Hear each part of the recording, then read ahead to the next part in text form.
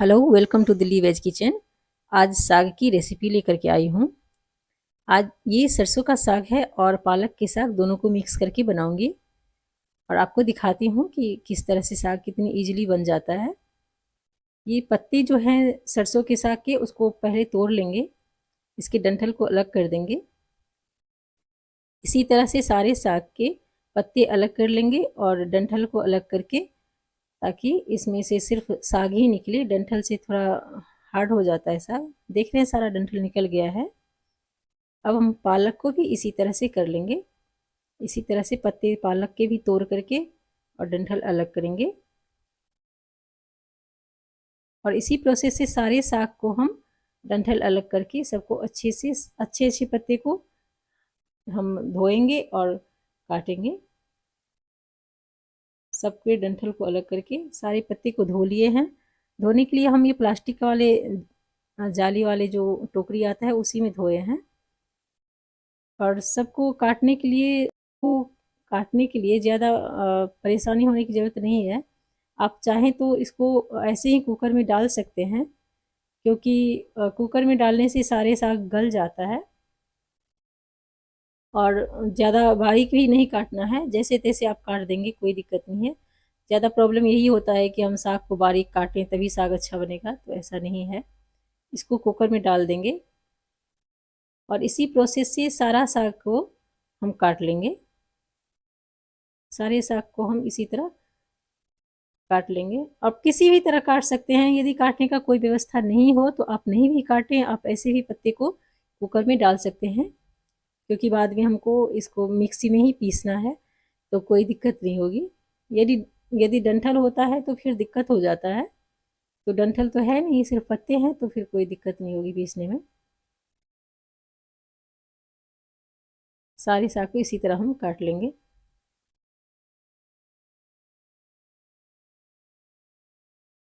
सरसों के साग ठंडा के मौसम में बहुत अच्छा लगता है।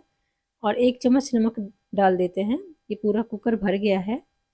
आधा गिलास पानी, आधा गिलास या 1 कप पानी आप डाल दें नमक के ऊपर से। उसके बाद हरी मिर्च आपको पसंद है तो साग में तो हरी मिर्च देना ही है, तो हरी मिर्च डाल दें जितना तीखा खाते हो।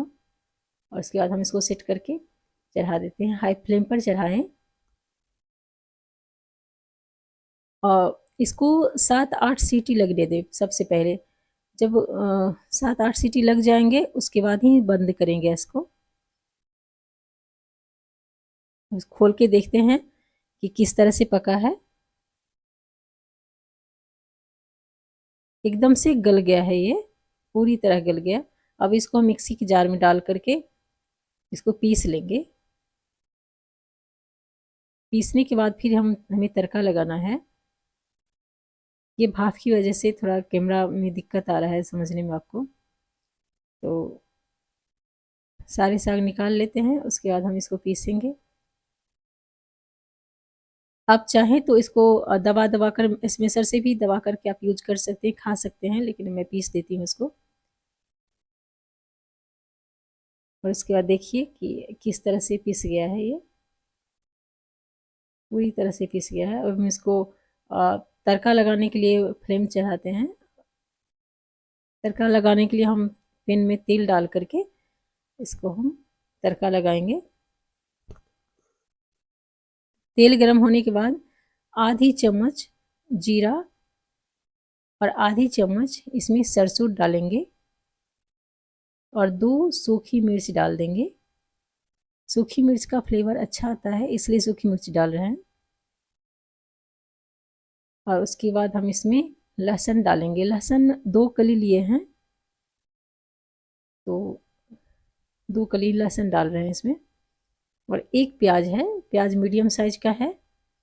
लहसुन थोड़ा ब्राउन हो जाएगा तो हम इसमें प्याज डालेंगे। प्याज डाल देते हैं। लहसुन ब्राउन हो गया है तो हम प्याज डाल देते हैं।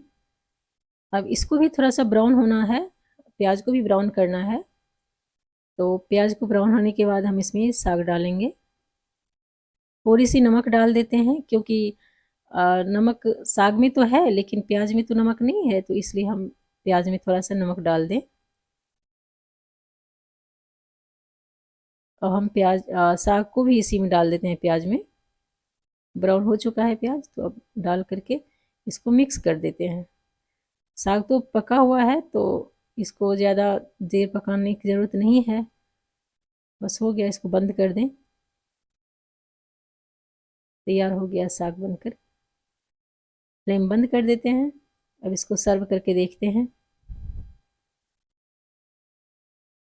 बहुत अच्छा बनता है इस तरह का, इजी, बहुत इजी हो जाता है साग बनना। और ख़ास करके साग को धोने के लिए 3-4 पानी से अवश्य ही धोएं साग, नहीं तो थोड़ा मिट्टी रहता है तो दिक्कत हो जाता है, खाने के बाद बिल्कुल टेस्ट खराब हो जाता है। और देखिए बन गया है साग सरसों का। बहुत इजी और यूनिक लगेगा, खाने में भी अच्छा लगेगा। एक बार बना करके देखिए और खा करके देखिए।